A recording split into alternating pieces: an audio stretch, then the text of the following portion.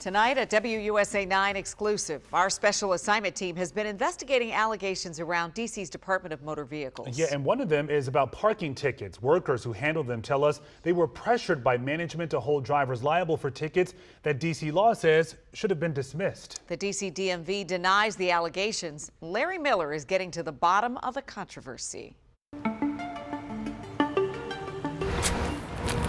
Became clear early on that it wasn't about providing people with their day in court. It was simply about pushing numbers. Last spring, I was introduced to a hearing examiner for DC DMV. They're responsible for adjudicating parking citations in the city. That now former employee made serious allegations about the department.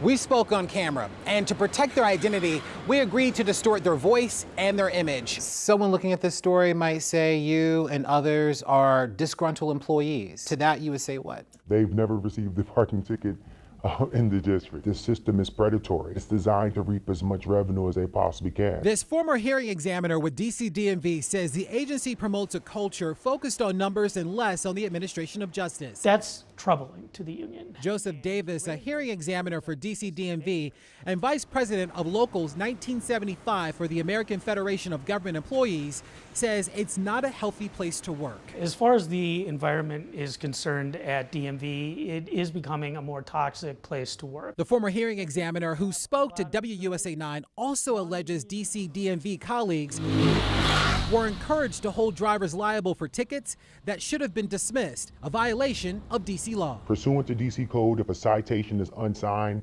it's void. It should not be processed. It should not be adjudicated.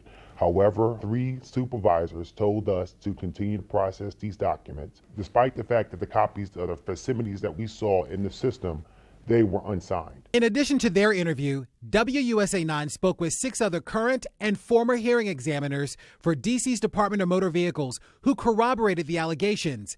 They asked not to be identified. The supervisors that were assigned to provide us with the trainings, like the experience, like the training, to be able to provide proper instruction, need to be able to do the job. And when it came to the job, they said they were met with unrealistic time constraints. There's also a great deal of pressure on all employees throughout the DMV to meet what are rather unrealistic performance standards. The DC DMV tells us hearing examiners are expected to adjudicate a minimum of 600 tickets a month.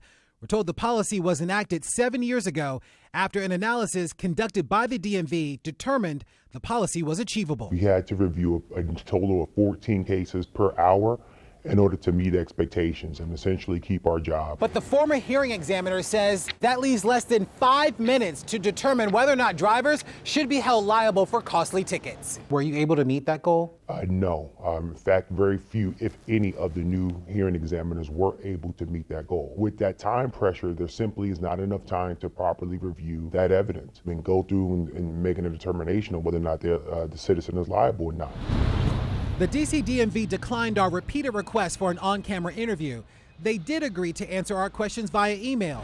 When questioned about the 600 monthly ticket adjudication minimum for hearing examiners, a spokesperson told WUSA 9 most employees successfully meet or exceed this standard. It's just not enough time, especially when you have folks that submitted a lot of photographic and a lot of lengthy testimony.